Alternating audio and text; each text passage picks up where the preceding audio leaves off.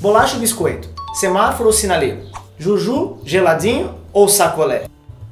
Hoje nós vamos falar da maior rixa na arquitetura: pilar ou coluna?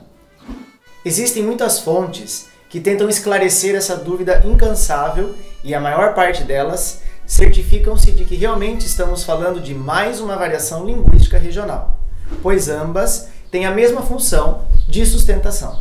O próprio senhor Aurélio confirma isso quando define que pilar é um elemento estrutural vertical usado para receber os esforços diagonais de uma edificação, transferindo-os para a fundação.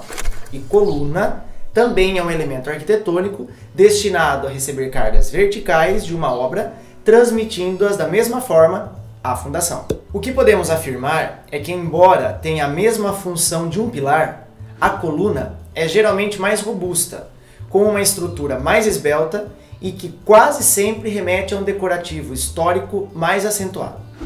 Além da função estrutural, por muitos períodos na arquitetura, as colunas serviram também como elementos estéticos. No período clássico, era comum encontrar três principais ordens que aparecem em muitas edificações, até o fim do período eclético.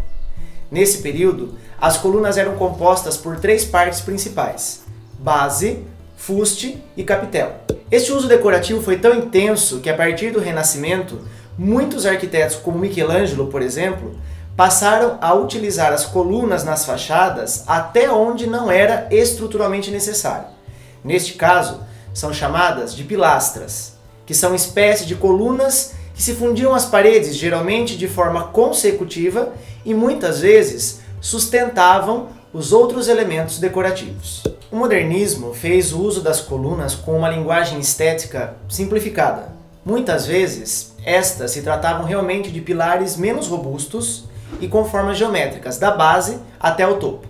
Este recorrente uso ficou muito conhecido como pilotis. Mas nem sempre as colunas e pilares foram os queridinhos nos projetos. Com a mudança dos diversos métodos construtivos, estes elementos muitas vezes foram negados de sua função estética e incorporados às paredes das construções. Estruturalmente falando, mesmo que não esteja aparente, sua casa provavelmente deve ter uma coluna. Ou não, né? Geralmente, as colunas são posicionadas no encontro das paredes, ou no meio, quando o vão é superior a 4 metros. Na maioria das vezes, as colunas possuem a mesma largura da parede sem o revestimento. Por isso, ficam escondidas quando a casa fica pronta. Elas podem ser pré-fabricadas e receber vedações posteriormente, ou podem ser fundidas na própria construção.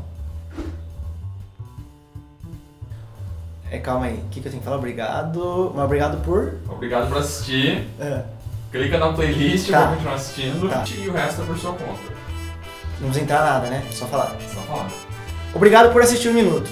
Clica na playlist para continuar assistindo os outros vídeos e o resto é por sua conta. Literal demais, né? Boa! Acabou!